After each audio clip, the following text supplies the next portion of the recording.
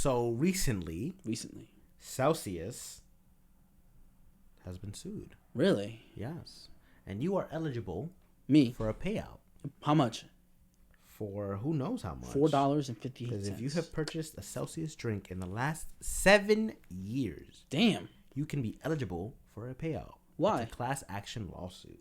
Tell us why. The mega popular energy drink brand was sued for claiming no preservatives on their labels, even though the drink does contain citric acid. Citric acid. The company argued the citric acid was used for flavor and not as a preservative, but they still decided to settle the lawsuit. So they've already lost. They're paying people out. Well, they didn't lose. They settled. That's paying people, no? No, a settlement is, hey, can we just give you this amount and then we'll be okay? And they said, sure. But if they would have took that to court, either a jury would have been like, no, that's cool. No, you're not doing bad, right? Mm-hmm. That's best case scenario for them. Or the jury could be like, you need to pay them more money. Yeah, and that's what they're afraid of, dickheads. Right? Yeah, and so that's what they're scared of. That's what they're really scared of. But so I'm guessing they're taking that off the labels now, right? They have to, right? It's transparency. It's an issue. Or do they just take out the citric acid? They could just take out. Is it on the label already that it has citric acid or no? No, it wasn't. That's why they got sued. So if they take it off, then it's gonna just taste differently. It's gonna taste different. They're gonna have tons of the original in rotation. What do you mean, tons of the original flavor of the if they take it out of the new formula, right? There's still a bunch of existing bottles out there that you necessarily can't take back. You have to just sell them because let's say you're a business, right? It's cheaper to go to Costco, buy a pack of whatever, and then sell it in your deli or bodega or whatever, instead of buying it directly from them, where it'd be a little bit more expensive. So if you're trying to save money that way, just go to Costco, buy the fucking 12 packs or 20 packs at a cheaper price, and then just bring them to your shop. Did you like Celsius? I had it once. What'd you think? Not memorable. Really? It was one of those times where I was like taste testing a lot of things. Was it in the last 7 years? It definitely was. You got a picture of it? No. Damn. You could have made. Do I have an Instagram video about that? Yes. Maybe. If you do, you can get a payout. Maybe I do. It was last 7 years. It was the era of me when I was taste testing G Fuels, Bang Energies. Oh my God! You literally have perfect proof. Me, on the other hand, I've bought Celsius's, and I drink them and toss them out. I don't take a picture. That's why I do email receipts too, though. I mean, I might not need it, kind of smart. But I do email receipts anyway. But yeah, they were alright. I didn't think they were bad. No, I mean, I don't think I would have cared if it said it's citric acid on it. I wouldn't have known the fucking difference. Yeah, I would have still drank it. To be real with you. No, I mean, it was okay. I didn't really necessarily hate it or love it. It was just one of those, like, I wouldn't buy this again. I wouldn't waste my... Do you think it's ethical that they kept it off the label specifically so they can advertise it as no preservatives? Funny thing about ethics. They knew that was a preservative, they know, right? And they decided to spin it away. Oh, it's only for flavor. That's a freaking predetermined ass answer to that question. And in that way, it is unethical because you had to do all this to kind of claim it as not what it is. You think what they so it's not ethical at all. Okay. And ethics is really just... I don't think it's that big of a deal. I think a lot of companies get away with a lot of things. Yeah. So I think ethics is preached a lot, especially in college when you're taking business classes. You're like, ethics is important to your brand, to your company, to the way you work. But bottom line, real world examples, ethics doesn't really apply. I think you can settle and people will forgive you. Correct. Like, hey, we still did that fucked up shit though. I think it's because with America, if you like toss them a bone, basically they'll forgive the company.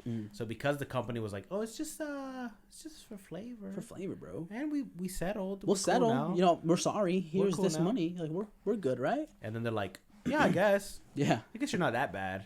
It was just citric acid. But now do we know the long-term effects of citric acid? It's literally just to make things like sour and keep it like shelf steady. Okay.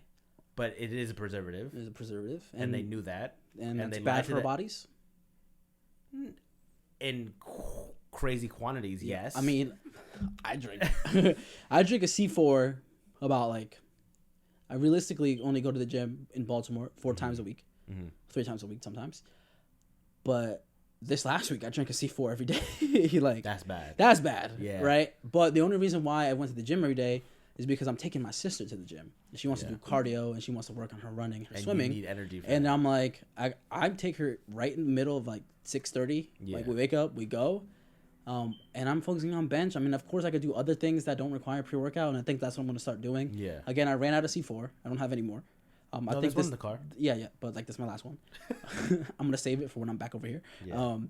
And I think like when I'm not gonna do heavy work for my rest of my program. I'm gonna do a lot more overhead press, I think, and I don't think I require a pre-workout for that. Why don't you use, real quick for the overhead press? Why don't you use the machines? I'm a traditional yeah. lifter. I like the bar. There's a certain like you can tell like about how I do my movements. I don't know if you watch me when I'm doing it, but like there's like a certain like flow to what I do. There's like I get really red. I like grunt a lot more to kind of get the energy out. It's more like a ritualistic kind of thing where I'm like whenever I bring it back and I sit on my chest, it hits my chest and it stays there for a second and I go poof. Gotcha. And I really accentuate the movement. It's more of like it looks good. I feel good. Like I took off my fucking hoodie. I was like, I want to see how it looked like doing that shit. I took off the second shirt I had. I was like, when I really needed those 25 curls, I was like, let me look at my biceps. That's gonna motivate me. Like, so it's a lot of again, we can kind of slowly transition to I guess fitness again. But like once you start working out in the way like you do squat, bench, deadlift, like those big 3 major lifts. Like now you step into this journey of like forever being small in your eyes. Yeah. A form of body dysmorphia. Every time Arnold won a fucking competition, like being the best build body person ever, best bodybuilder, he was on the brink of suicide. Every time. He pushed himself to limits that he wanted to be the best. Along the way, he was sad. He remembers his physique that he had. He remembers the reason why he started lifting. A lot of people start lifting because they're either getting bullied at school, they were naturally the smallest kid already, or their parents abused them and they wanted to get strong to kind of fight back and have a way to fight back.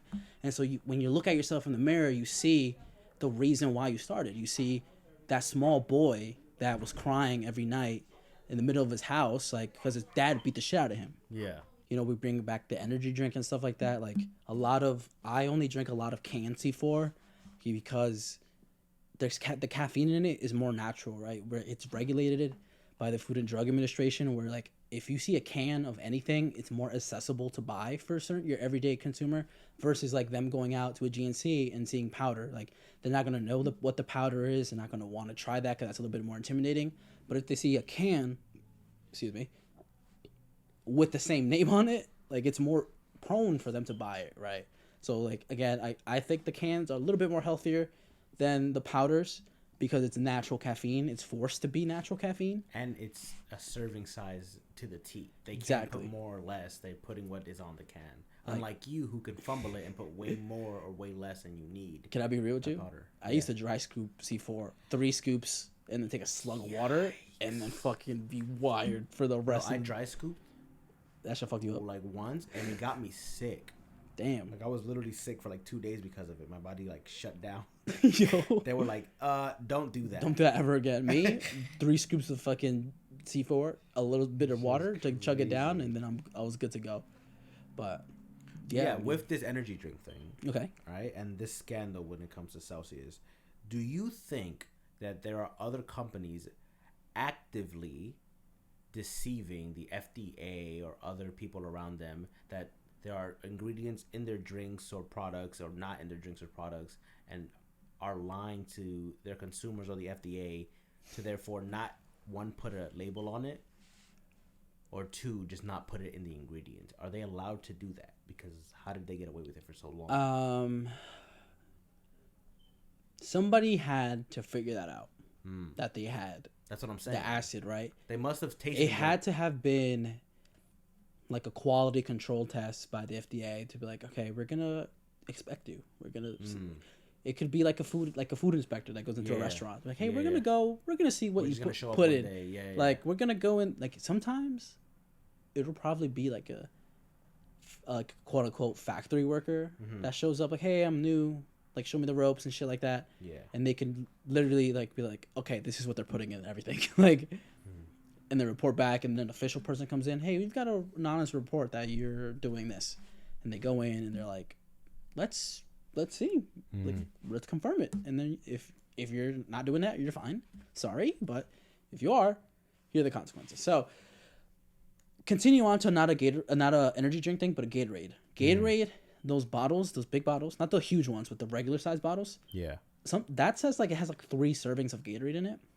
And what I think about the misleading stuff about energy drinks, I think they say it's one serving, but I think most people really need half of the serving that they're getting. Most people going to the gym. Again, it's like when you smoke a lot of weed, you need to smoke more weed to get high. When you drink a lot of alcohol, you'll drink a lot of more alcohol to get drunk. Yeah. If you're drinking a lot of fucking energy drinks, you're going to need more to feel that same exact feeling that you get. Yeah. So the caffeine. Caffeine, if they're drinking, most people only need half, then they'll be fine. But if most people drink the whole thing, that's where the trope of like energy drinks makes me fucking jittery. I hate it. I hate how I feel when I drink it. I think the cans are misleading you in that way, where it's like you really need this can is 2 servings. So you only drink half. Only drink half. But the problem about that, it comes in a can. You can't reseal a can you? Nope. No. In a bottle, if the bottle says it's 3 serving sizes, you just close the bottle up and put it in the fridge, and you're fine, right? But in a can, I think the only reason why they say it's 1 serving is because they can't. You can't close it. Yeah, you can't. And so they're gonna be like, better you drink the whole thing than fucking have to, A, not come back for another one, at least for one more day, and B, like it's gonna taste like shit tomorrow, so you better drink it today. So I think a lot of people just need half a can of like pre-workout or energy drink. At this point, I think I've stabilized my levels to where I can do 1 can and be perfectly fine. Again, like Malik was telling me, the gums here on our face is more sensitive to taste and to absorb more things. So I do the swig around here, and then it's like affecting me more. I've done that my whole life without realizing it. Is that why a lot of things like taste the way they do for you? Maybe, but I've done like with water. I do that with any drink. I do it with water. Yeah, you feel and I more get refreshed. Hydrated. Yeah, and I was like, wow, I never realized that. This made so much more sense because I did it. It's a sensitive part of your body, and I would just do it like by habit without realizing what it was doing for me. No, it was. But yeah, it's a good part of your mouth. Hey yo, a good part of your mouth. Transition.